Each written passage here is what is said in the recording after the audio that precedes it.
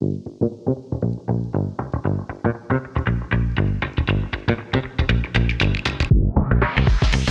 going on, everybody? Welcome to another special edition of Talking Elite Fitness. Semifinals are over.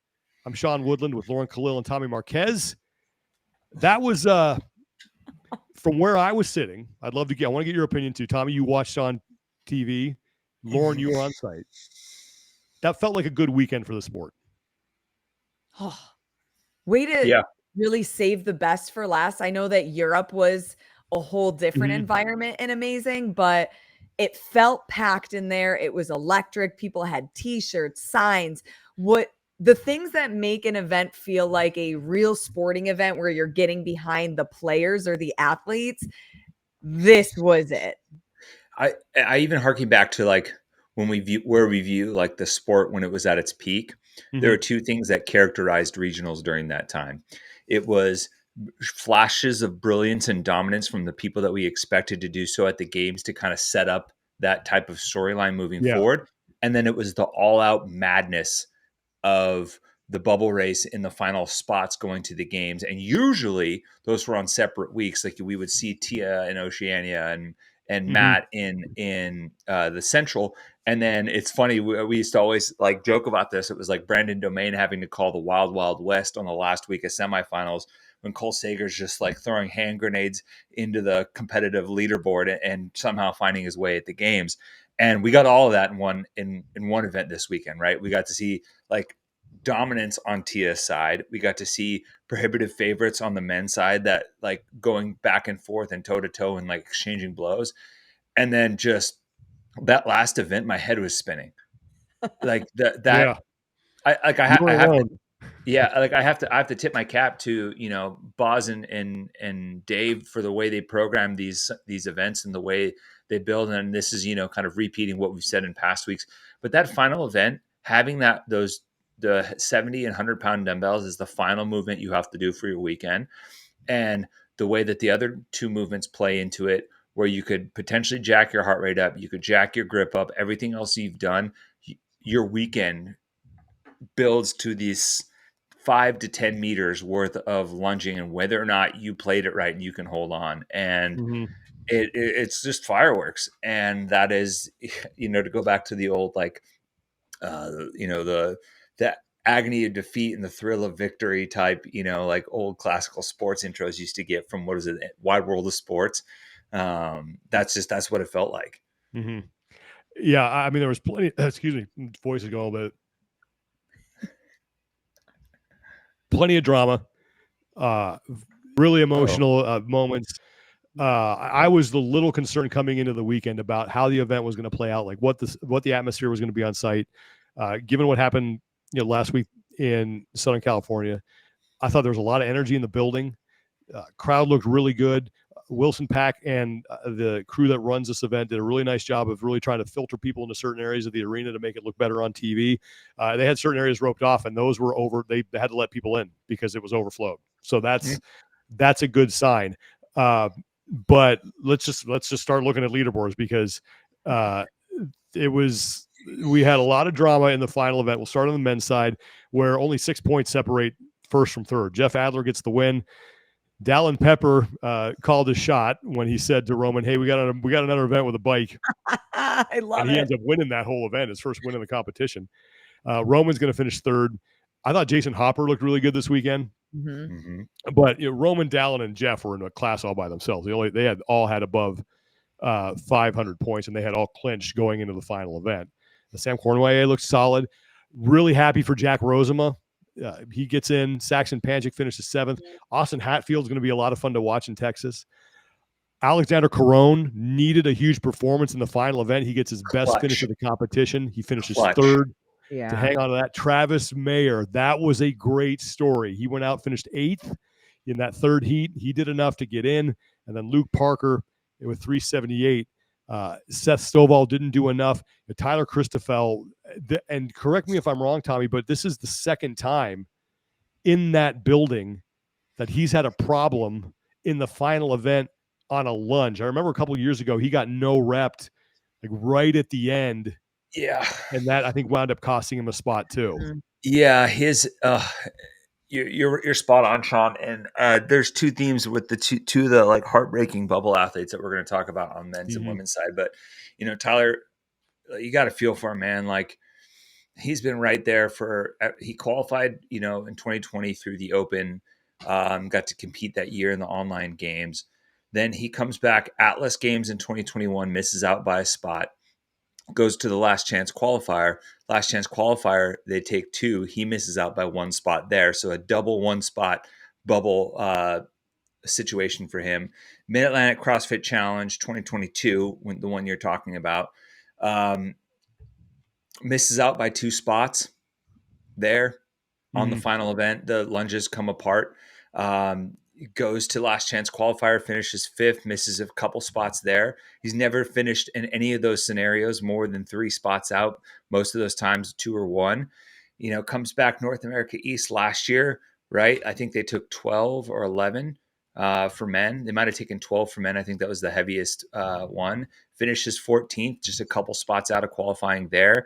North America East, today comes in, above the bubble, and it kind of came undone on that last set during the lunges. And it's like, I'm going to answer my own question later again, like, but how, not just like, how does lightning strike twice, but how does it strike 4 times? For someone that is clearly like he's maintained a very high level of fitness for the last half decade, and heartbreakingly doesn't have quite the games appearances to show for it that you would think. All right, let's go to the women's side. We'll talk about just sort of like the things that stood out here in a second, but we just want to set the table before we get into that. Tia Toomey is otherworldly. 5 event wins in 6 events, and she finishes 3rd. And in case you have not heard this stat, 3rd is the lowest that she has ever finished in an event in semifinals ever. That's her lowest finish. Really? Yeah. Never lower than 3rd place in an event. Yeah. So event 4, when she finished 3rd, that tied a career low at the semifinals. She's got, I think, 15 event wins at the semis, 594 points out of a possible 600. I don't know. I wanted to see what she looked like. That was one of our storylines coming into the weekend. It's like Tia at Rogue versus Tia now. Tia at Rogue was still coming back. Tia now is absolutely back and has got to be the favorite to win number 7 after that performance. Alexis Raptis, I thought, looked fantastic. And I thought I thought coming in she'd be in contention for a spot on the podium in Fort Worth, and that got backed up. Emma Lawson, Danielle Brandon, Shelby Neal, great improvement for her 5th place finish. Yeah. Haley Adams shook off that 35th place finish to next 3 events, 2nd, 1st, 8th, finishes in 6th. Brooke Wells was great. Paige Semenza, quietly consistent throughout the entire weekend. Chloe Govan David was in the 3rd of 4 heats in that final event and did enough to get herself in. Carolyn Stanley qualifies. Lexi Neely qualified. And then poor Annika Greer. It was, as happy as you are for the other athletes, your heart just breaks for her. And I made reference to this on the broadcast, but the only thing I kept thinking of was those shots that we had 10 years ago of Brent Fikowski in the back, head hands, and all the heartbreak that he experienced like 2 years in a row. He finally breaks through, and now one of the best in the sport. 3 years in a row. And I hope Annika can bounce back from this, because she clearly has the talent. Will be at the games one day. Go ahead, Tommy. No. Yeah. She's doing all of the right things. She moves down to Miami to train with Noah Olson and the rest of the Peak 360 team. She has put so much work into her running, knowing that has always been a weakness for her. And for whatever reason, it just didn't show up on game day. And then I could hear her talking to her boyfriend afterwards, like, I don't know why I went unbroken. I thought I could go unbroken with the dumbbell lunges at the end. And you just kind of saw her come on, like, unfold at that moment. And I think she wanted it so bad. And last year we saw her just 1 spot on the outside looking in, same exact scenario. And your heart just breaks for somebody like that, because you know that they are just so close. But I love the Brent Fikowski reference. And if you're in any type of sync with what his career looked like, I mean, you're in good company. Yeah. I'm going to read off this 7-year sequence for you guys. Keep in mind, this is someone that from a very young age has put in as much work as possible just to simply be able to step on the floor at the CrossFit Games in any fashion. 2018, 14 and 15-year-old division. Misses out by 1 spot and 1 point. 2019, first year as a 16, 17 division. Finishes 15th. They used to take 20. That year, they cut the total field down to 10. They only take 10. So what would have gotten her in the year prior, now she's 5 spots out. 2020, finally qualifies, finishes second. That year, age group games get canceled. No games after the Masters online qualifier. 2021, Atlas Games, misses out by 1 spot. 11 points going into the final event. Granted, it was online. She was in a qualifying spot and lost it to Sydney McAlishan. 2022, score submission error. Doesn't get to complete the season. 2023, misses out by 1 spot and 3 points, which is 1 placement in an event. Gets a costly, potentially questionable no rep on those rope climbs for when she was coming down on her sequence. 1 spot, 3 points. 2024, 1 spot, 1 point. 3 seconds. 3 seconds. That was the difference between her and Brianna Dunbar. Yeah. And I mean, you can go any one of those events, right? Like, yeah, where could that 3 points have happened? And it's a dangerous game to play, but I mean, you can, and you never know when those points are going to matter. We always say that, right? It's like, it's hyperbole at this point, but these are the situations where it's like, yeah, that's where it matters. She hits the, like even go back to the snatch event earlier. She hits the first one at 165. She turns around, walks down the floor, grabs chalks back up. Maybe that's what she needed in order to make sure that she hit it for sure. Because who knows, if she pushes it too far, the point's moot if she misses. But you just never know, right? And you never know when you're going to be on that bubble again. And for someone that has been, I would imagine the mindset is don't play into this bubble race. Compete with confidence, compete with composure, and that should take care of itself. And I mean, 7 years in a row, right? You don't get to step into the CrossFit on the floor of the CrossFit Games, despite basically being there, and it's, you just have to shake your head and put at that point and just hope that she hears the people that are telling her to stay the course, right? Because her time in the sun will come. Well, it's interesting to hear you say, Lauren, that she was saying, well, I don't know why I went unbroken, because actually Adrian Conway and I were talking about this when everything was all said and done.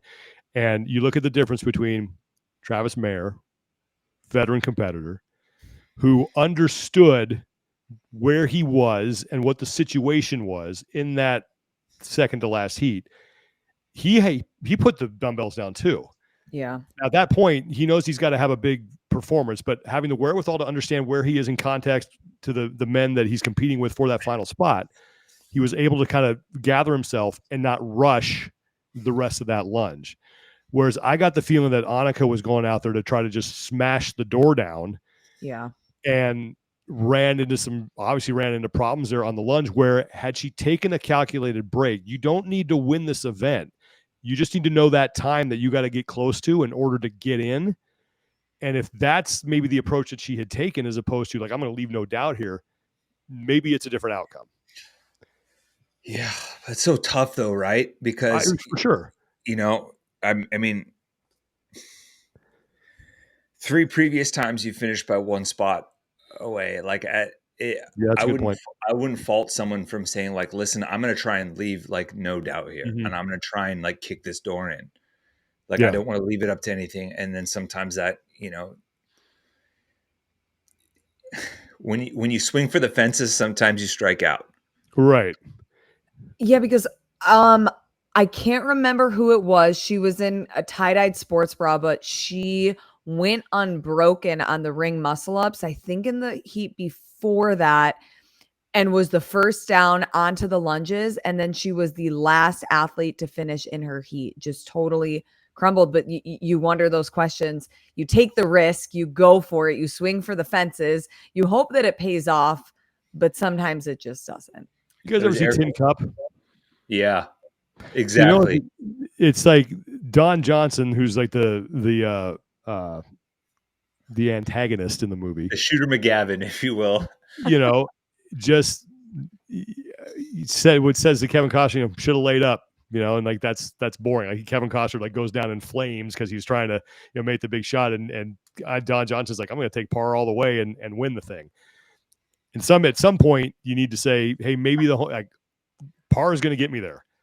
And I totally get what you're saying, Tommy. Like if I were in that position, I can't say I wouldn't have done anything differently than she had, and be like, I have got to leave no doubt here. Yeah. But I just found it I didn't know that. And this first time that you hearing that from you, Lauren, that she said I shouldn't have gone unbroken. It's like, would you rather have made the smart decision and like not regretted the way you attacked the event and then and missed out, or like I don't know. My heart breaks for her. I want to see her at the games. I'm a huge Annika Greer fan. I think she's a great person. She deserved to be there. She's worked so hard, and I, you don't want to pull somebody out who earned it, but I just wish she could go. It sucked having to watch that. And we were sitting there doing the math. Barclaydale, shout out to him again, because that kid was good money. We were both sitting there doing math, and he goes, I think she's going to miss out by a point. I went, you're kidding me. No, please be wrong. Yeah. And yeah, it was too bad. But let's talk about the people. Just biggest things that stood out to you this weekend. People who were able to make it out of the North America East, whatever caught your eye.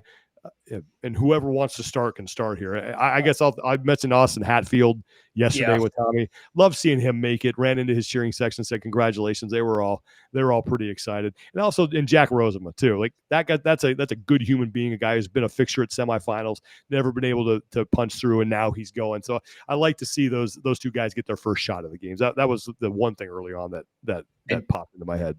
And Jack was outside of a qualifying spot to start the day. So he battled his way back into that spot with those final three events, and an impressive showing, because he was one of the flip side of all that discussion is the person who's on the bubble and then does manage to make it, right. And Jack was that guy, sitting in 12th after 2 days. You're right, Hatfield. I liked seeing the comeback story of Caron, right? Like this has happened a couple times, right? Like he's been knocked down by something and managed to step up to the occasion to make it back. 2018, he was inside the top 10 at the games, going into the total. Has a mishap it's not even really a mishap. His feet slip out from underneath him on a back squat because I think the platform was wet, or it may not have been wet, but it was slippery for some reason, and tears his knee up. Done. How does he respond? Comes back a couple years later and qualifies, then all of a sudden isn't able to do the bench. His chest is all jacked up. So he gets medically withdrawn by CrossFit, causes a big stir. What happens? He steps up and knocks another one with muscle ups, ironically, which is one of the movements that kind of gave him issue with his chest, his pectoral muscles. So I like, you like seeing those people bounce back. Saxon Panchik the same way, right? Like, didn't have the greatest year last year and comes back in a big way. So obviously Haley Adams is a huge story, yes. But the way she handled the snatch ladder, I would not have predicted her to be in a top 10 finish for that. Yes. And she finished 8th. But she looked so good in everything, and even winning the handstand walk workout. I mean, we knew that she was good on her hands, but to me, I was looking at Danielle Brandon or Alexis Raptis, or you can never count Tia out, but she just has worked on all of her weaknesses, and they're finally starting to show, and taking a 35th in the second workout and being able to work back up into the top 10, finishing 6th. She was happy. Her cheering section was awesome to watch. She's going to Disney World to go to Star Wars Land and Universal. And it just you can't not cheer for Haley Adams. And she looked so great out there. So on the broadcast, Bella Martin asked her about the Star Wars thing. Yeah. And she said, Revenge of the Sith is the best movie. You can't change my mind. I went, kids these days. Tommy, Now, what do you think? I really am interested in hearing her. I want to hear her defense of that. I really do. But I think it's great that she's a Star Wars fan. She had the nails, and their fans had the lightsabers up in the crowd, and even the Star Wars font on the T-shirt. So I didn't get to talk to her directly, and you did, I think, a couple times, Lauren. But and you mentioned it. It is like a different person. I can't put my finger on it. It's just the fact that she's happy, she's more comfortable, more. I don't know what the word is, but you could tell from a distance there's just something different. She's happy, she's having fun, she's fueling her body the way that a professional athlete should be. And I mean, all of that like affects your hormones too. If you're not eating enough, then I mean, I know when I haven't eaten enough, I'm pretty miserable. So you can understand some of those components. And she truly is just not putting the pressure that I think she had put on herself for so many years. And the smile on her face, I mean, it gives me goosebumps every time I think of just the body language, and the look on her face has changed over the years. And I think she's finally in a place that she's enjoying the sport again, which is so great to see. And obviously you mentioned the snatch ladder. I mentioned last night, in our show that like she does well with those like sub maximal loads, to where like if she can build up to it, she's going to be fine. And snatch is snatch in particular is a lift that she typically does better at those weird medium loadings, like better than like a clean or front squat or anything like that. And in the first time it kind of popped into our head was first cut back at the games, her first appearance as an individual. Like everyone was like, oh, how is she going to handle the snatches there? No problem. She was fourth out of that entire event, just a little bit behind Tia. And I think that was like an ideal performance for her in that type of event, to where she wasn't failing reps. She was able to execute on a lighter barbell, and her aerobic capacity and her endurance to move those weights consistently. Some people are really strong, but they gas out by the time they get to those later barbells. And if and this was kind of one of the situations, I think if you had given a ton of people, $100 to bet on either Annika Greer or Haley Adams in that event, a lot of people probably would have bet on Annika, right? And that was a telling kind of tide turn for some of those athletes in particular. And I thought equally impressive was Tia on the handstand walk, right? Yeah. Like you had some of the best handstand walkers in the sport, period, in that event, and she was out there hanging tough with them. Like I think that used that same scenario, and I think people would have bet that she'd beat Danielle Brandon in that event. Or that Danielle Brennan would be here. No, and we mentioned on the broadcast, we're like, look, if the streak of the wins is going to end here, good chance it's going to be Danielle Brandon. Yeah. And I thought both of them showed a tremendous amount of, improved execution and capacity in those events, particularly if you go back and you pinpoint like where's a really big win for me as an athlete. Like Haley, it's obviously the snatch event. Tia, it's the handstand walk, despite not being, the best. Her best finish, and the only one she didn't win, but she beat some very good handstand walkers. Remember at the games in 2020 when that was the event that broke the streak for Tia, when Tia and Matt were just basically winning everything at the ranch. The event that brought it all down for Tia, at least at that streak, was she came 5th out of 5 athletes in the handstand walk, right? And her execution of it just looked so much different, so much better, even for, multi-year games champion. The improvement there was impressive. A couple things on the men's side. First of all, the save that Jack Rosema had on his final lift at 265 for that to count was big. Ben Smith took 9th in event 5 and beat his time from 2016 by like 14 seconds. How about that? Yeah. I gotta ask, do we need to have some kind of history or education for the newcomers of CrossFit? Because the MCs would say his name And it was like nobody knew who he was, and I'm like, you know what was funny? He's the most decorated man here. I got to talk to Roy McKernan, was able to stop by yesterday, and I talked to him on a break. Great seeing him, by the way. And he was saying that he's run into a lot of people who are just new. Like they don't. He's like, well, what about this? Good to see this guy. He's like, who's that? So I think I don't know if a lot of people there have know the history of Ben Smith. Now, obviously, when we had a chance to talk about him, we tried to tell people, like, I think he is the only man to compete in 3 decades at the CrossFit Games. That's so cool. I don't know if there's another one. Let's see. When was his first games? 2009. 2009, yeah. Yep. Fun fact, Pat Sherwood beat him. Yeah. That was his claim to fame. But I thought that was crazy that he beat his time, because we had Scott Panchik in the booth at that event, and Panchik was like, "Oh, what was his time from 2016?" And he looked it up, and Ben beat it. So that was pretty cool to see.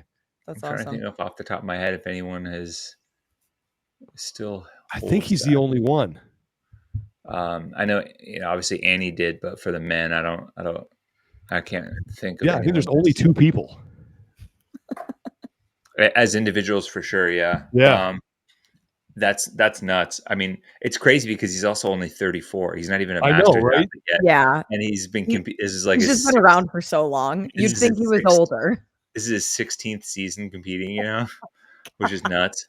How's his body hold up for 16 seasons? The first time he snatched 265 was see, people don't even know about Ben Smith's fridge, right? His parents' fridge. Yeah.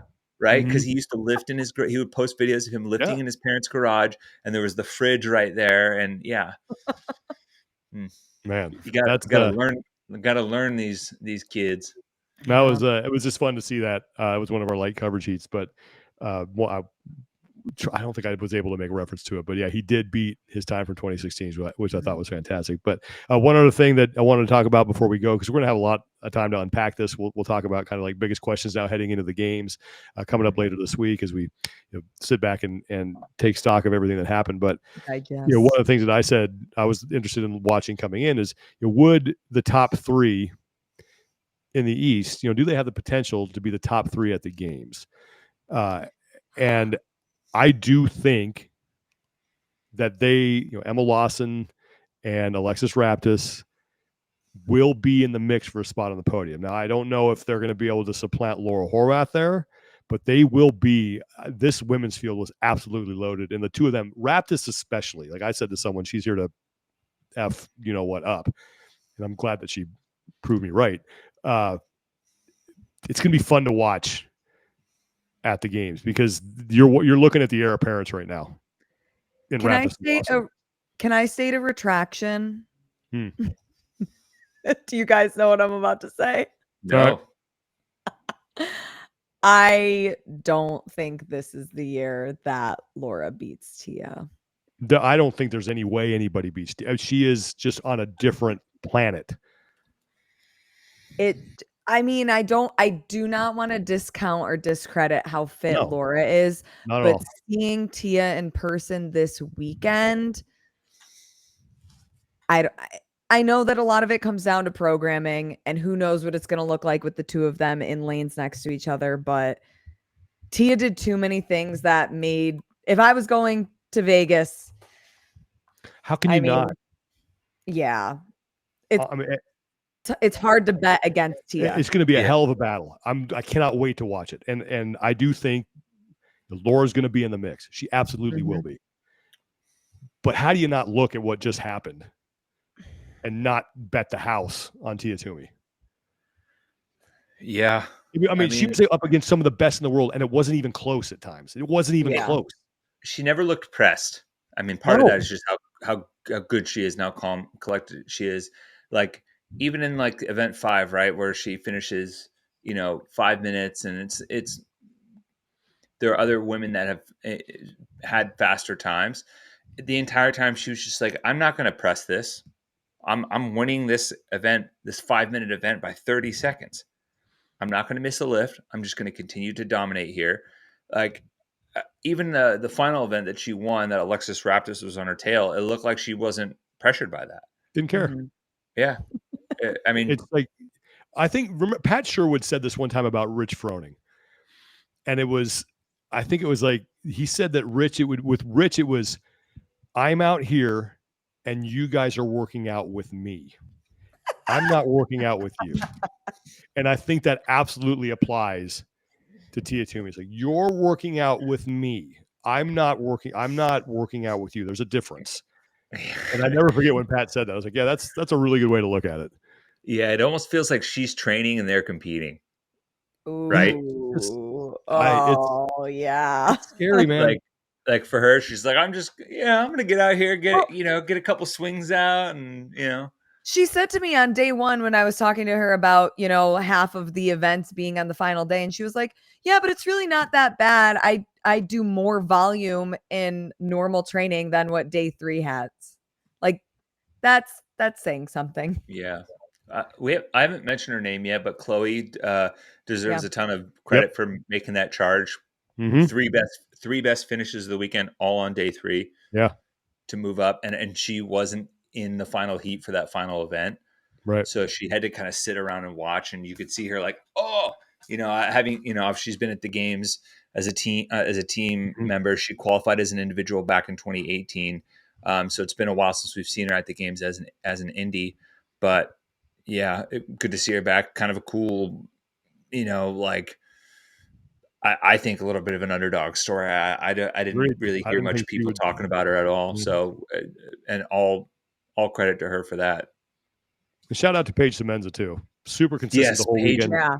Didn't have a chance to really feature her. We did talk about her every now and then, but she was just doing the old Bjorn Carl Gudmundsson, just 6th, 7th, 9th. It was not even sneaking in there, just being consistent. Right, just doing just handling her business. So we're going to wrap this up because there's just going to be a lot to talk about here in the coming weeks. A lot of storylines to pay attention to, a lot of athletes to get to know a little bit better. But wanted to kind of wrap up semifinals, and I think like I said at the top here, I think that was a good weekend for the sport.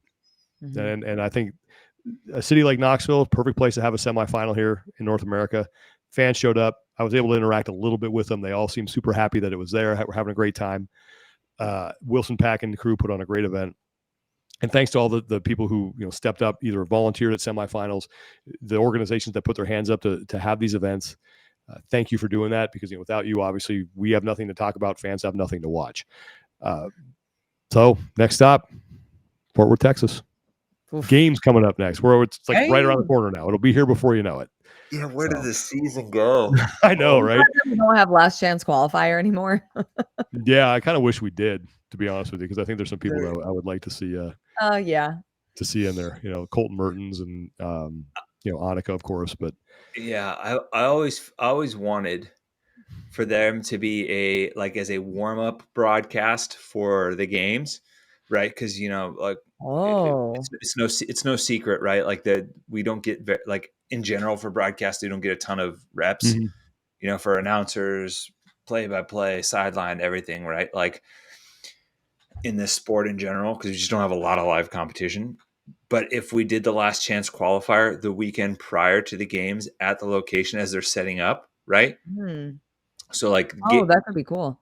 Like games get set up like early, and you basically do a last chance qualifier type event, maybe 4 events on one day, or even 2 and 2 on Sunday, Monday. And if you make it, you just roll right into the games. It's like the play-in game in the NCAA tournament. Why would we do that? Exactly. We take the top person from each regional or each semifinal didn't make it. Have at it. 2 more people go. And at the end, whoever the winner is gets in. It's like it's the playoff day. Yeah, I like that.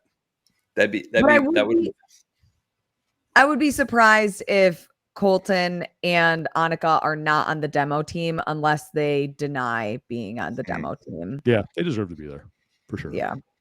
All right. For sure. Well, we'll talk a lot more about it later in the week. We'll have a good episode of Death By. We'll have another regular episode coming up later. We'll have some interviews, and it'll be fun getting set for what's going to take place in Fort Worth, Texas. So thanks everybody for hanging out. Thanks for listening. You guys, any final thoughts before we say goodbye to the people? Oh, this was so fun. I love live competition. That's great. Oh, yeah, it was great. Guy back on top at South America. Oh, yeah. Good for Guy. Yep. All right. So. Okay, that's going to do it. Thanks, everybody. Hope you enjoyed the weekend of competition. Games up next. For Lauren Khalil and Tommy Marquez, I'm Sean Woodland. Take care of each other. Be better. And we will talk to you guys next time.